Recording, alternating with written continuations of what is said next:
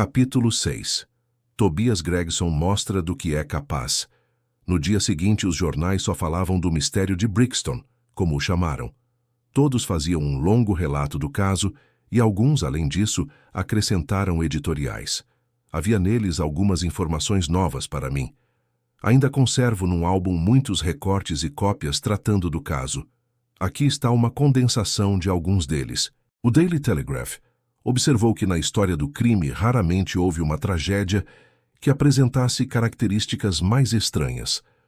O nome alemão da vítima, a ausência de qualquer outro motivo e a palavra sinistra escrita na parede, tudo apontava para um crime perpetrado por refugiados políticos e revolucionários. Os socialistas tinham muitas ramificações nos Estados Unidos, e o falecido havia certamente infringido suas leis não escritas e sido capturado por eles. Após aludir vagamente aos Wemgericht, a Aquatofana aos Carbonários, a Marquesa de Brinvilliers, a teoria darwiniana aos princípios de Malthus, e aos assassinos de Ratcliffe Highway, o artigo concluía repreendendo o governo e defendendo uma vigilância mais rigorosa sobre os estrangeiros na Inglaterra. O Standard comentava que ultrajes à lei desse tipo costumavam acontecer sob uma administração liberal. Tinham origem na inquietação das massas e no consequente enfraquecimento de toda a autoridade. O falecido era um cavalheiro americano que residia havia algumas semanas na metrópole. Hospedava-se na pensão de Madame Charpentier, em Torquay Terrace, Camberwell. Era acompanhado em suas viagens por seu secretário particular, Mr. Joseph Stangerson. Os dois se despediram de sua senhoria na terça-feira, dia 4 do corrente mês, e partiram para Euston Station com a intenção declarada de pegar o expresso de Liverpool. Mais tarde, foram vistos juntos na plataforma. Nada mais se soube sobre eles até que o corpo de Mr. Drebber foi, como registrado, descoberto numa casa vazia na Brixton Road, a muitos quilômetros de Euston. Como chegou lá, ou como encontrou seu destino, são perguntas ainda envoltas em mistério. Nada se sabe acerca do paradeiro de Stangerson.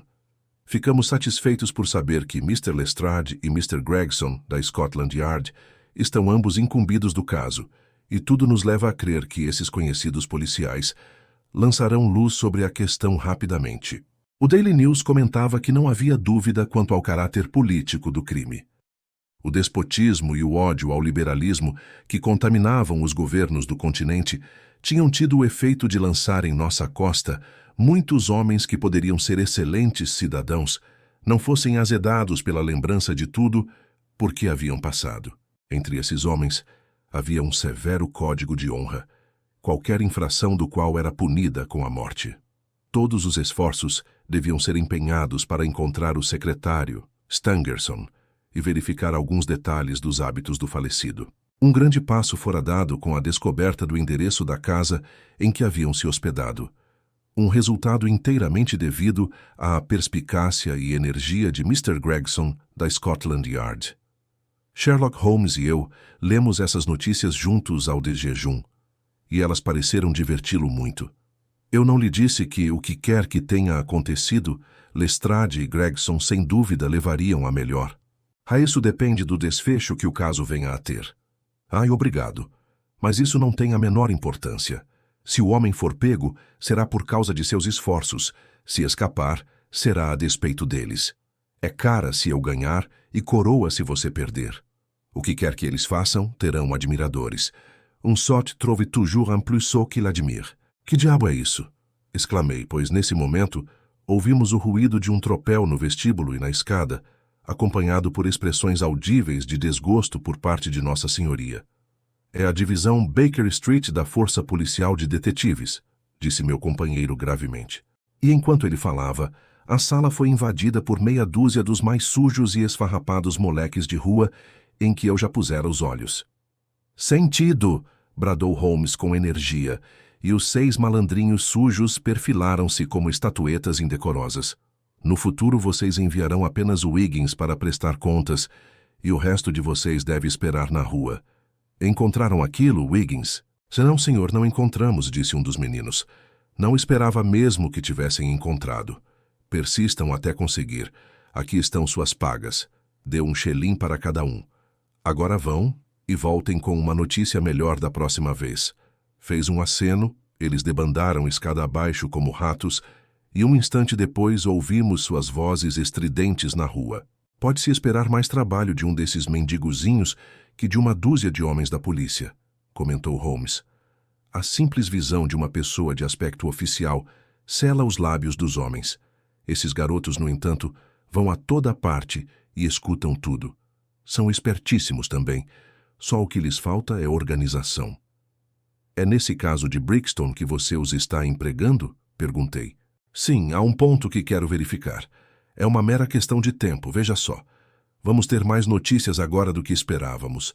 Ali vem Gregson descendo a rua com a felicidade estampada em cada traço do rosto. Vem para cá, eu sei. Sim, está parando. Cá está ele. Ouvimos um violento puxão da campainha e em alguns segundos o detetive louro subia as escadas, 3 degraus de cada vez, e irrompia na nossa sala de estar. Meu caro amigo, exclamou apertando a mão inerte de Holmes. Dê-me os parabéns. Tornei a coisa toda clara como o dia. Tive a impressão de ver uma sombra de ansiedade perpassar a face expressiva de meu companheiro. Quer dizer que está na pista certa? Perguntou. A pista certa. Ora, senhor, temos o homem sob 7 chaves. E o nome dele é Arthur Charpentier, subtenente da Marinha de Sua Majestade, exclamou Gregson pomposamente, esfregando suas mãos gordas e inflando o peito. Sherlock Holmes soltou um profundo suspiro de alívio e, relaxando-se, abriu um sorriso. Sente-se e experimente um destes charutos, disse. Estamos ansiosos por saber como conseguiu isso. Gostaria de um pouco de uísque com água? Não seria mal, respondeu o detetive. Os tremendos esforços que tenho feito nestes últimos dias me exauriram. Menos esforço físico, se me compreendem, que tensão mental. O senhor sabe o que é isso, Mr. Sherlock Holmes. Somos ambos trabalhadores intelectuais. Você me lisonjeia, disse Holmes gravemente. Vamos ouvir como chegou a esse resultado tão satisfatório. O detetive sentou-se numa poltrona e, não cabendo em si de contente, tirou baforadas de seu charuto. Depois, subitamente deu uma palmada na coxa num paroxismo de diversão. O mais engraçado, exclamou, é que o tolo do Lestrade, que se considera tão inteligente, seguiu uma pista inteiramente equivocada. Anda à procura do secretário Stangerson, que está tão inocente nessa história como um bebê por nascer. Não tenho dúvida de que já botou as mãos nele a esta hora. A ideia deixou Gregson tão deliciado que riu até sufocar. E como conseguiu sua pista? Ah, vou lhe contar tudo. É claro, Dr. Watson, que isto deve ficar estritamente entre nós. A primeira dificuldade que tivemos de enfrentar foi a descoberta dos antecedentes desse americano. Algumas pessoas teriam esperado até que seus anúncios fossem respondidos, ou que alguém se apresentasse oferecendo informação. Mas não é assim que Tobias Gregson trabalha. Lembra-se da cartola ao lado do defunto? Lembro-me, disse Holmes. Fabricada por John Underwood & Sons, Camberwell Road, 1929. Gregson pareceu bastante desapontado. Não tinha ideia de que reparara nisso, disse. Esteve lá? Não. Ah! Exclamou Gregson aliviado. Nunca deve desprezar uma oportunidade, por menor que pareça. Para um grande espírito nada é pequeno, observou Holmes sentenciosamente. Bem, procurei Underwood e lhe perguntei se havia vendido uma cartola desse tamanho e feitio. Ele examinou seus livros e localizou o registro imediatamente. Enviara a cartola a um certo Mr. Drebber, residente na pensão Charpentier em Torquay Terrace. Foi assim que consegui seu endereço. Engenhoso. Muito engenhoso, murmurou Sherlock Holmes. Em seguida fiz uma visita a Madame Charpentier, continuou o detetive. Encontrei-a muito pálida e aflita. Sua filha estava na sala também. Uma moça excepcionalmente bonita, aliás. Tinha os olhos vermelhos e seus lábios tremiam quando lhe falei. Isso não me escapou. Percebi que ali havia dente de coelho. O senhor sabe o que sentimos, Mr. Sherlock Holmes, quando chegamos à pista certa. Uma espécie de palpitação nervosa. Ouviu falar da misteriosa morte de seu ex-hóspede, Mr. Enoch J. Drebber, de Cleveland? Perguntei. A mãe assentiu com a cabeça. Parecia incapaz de pronunciar uma palavra. A filha caiu no choro. senti mais do que nunca que aquela gente sabia alguma coisa sobre o assunto. A que horas Mr. Drebber deixou sua casa para pegar o trem? Perguntei.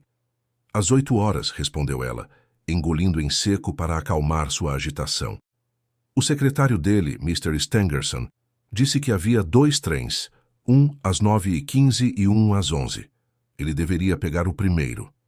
E foi essa a última vez que esteve com ele? A essa pergunta, uma terrível mudança sobreveio na fisionomia da mulher. Suas feições ficaram inteiramente lívidas. Passaram-se alguns segundos antes que ela conseguisse pronunciar uma única palavra, sim. E quando esta foi proferida, tinha um tom rouco, artificial. Fez-se silêncio por alguns momentos e depois a filha falou numa voz calma e clara. Mentiras nunca trazem nada de bom, mãe, disse. Sejamos francas com este cavalheiro. De fato vimos Mr. Drebber novamente. Que Deus a perdoe, exclamou Madame Charpentier, erguendo as mãos para o céu e deixando-se cair numa cadeira. Você assassinou seu irmão. Arthur preferiria que disséssemos a verdade, respondeu a moça com firmeza. O melhor é contarem-me tudo agora, disse eu. Meias verdades são piores que nenhuma. Além disso, as senhoras ignoram quanto sabemos sobre o assunto. Que a culpa recaia sobre sua cabeça, Alice, exclamou a mãe. Em seguida, virando-se para mim. Vou lhe contar tudo, senhor. Não suponha que minha inquietação pelo meu filho é fruto de qualquer receio de que ele tenha tido alguma participação nesse terrível caso. Ele é inteiramente inocente. Meu pavor é, contudo, de que a seus olhos e aos olhos dos outros ele possa parecer comprometido. Isso, no entanto, é com certeza impossível. Seu caráter elevado, sua profissão, seus antecedentes não o permitiriam. O melhor que tem a fazer é expor claramente os fatos, respondi. Acredite, se seu filho for inocente, isso não o prejudicará. Talvez seja melhor você nos deixar a sós, Alice, disse ela, e sua filha se retirou. Agora, senhor, continuou ela, eu não tinha nenhuma intenção de lhe contar tudo isto, mas como minha pobre filha abriu a boca, não tenho alternativa. Tendo decidido falar, vou lhe contar tudo sem omitir nenhum detalhe. É o caminho mais sensato, disse eu.